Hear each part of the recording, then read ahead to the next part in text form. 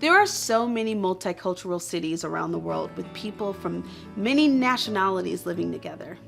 But unfortunately, there can be an informal hierarchy imposed on newcomers. This unspoken racism keeps people from feeling welcomed or valued. The Apostle Paul spoke against this kind of division in his letter to the church at Ephesus. Another kind of pecking order had developed between the Jewish people and the Gentiles, for Christ was first revealed to the Jewish people, then to the Gentiles. And thus, the Gentiles were seen as second-class believers. Paul exposed that lie, saying in Ephesians 2:19, "You are no longer foreigners and strangers, but fellow citizens with God's people and also members of his household."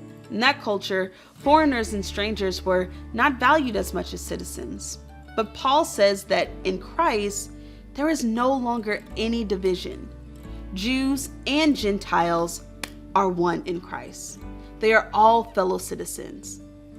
What difference does this make to us now? A lot. We should be aware of unspoken divisions that raise one group of people above another, whether in our culture, our community, place of work, or school, or home. Christ came to break down these dividing walls so that we could have unity with each other. When we realize we've sinned and need a Savior, we start to see the fallacy of raising ourselves up over someone else. Why not spend some time thinking about the divisions you see around you and asking God to work on mending them? Perhaps He'll inspire you to be a part of the solution.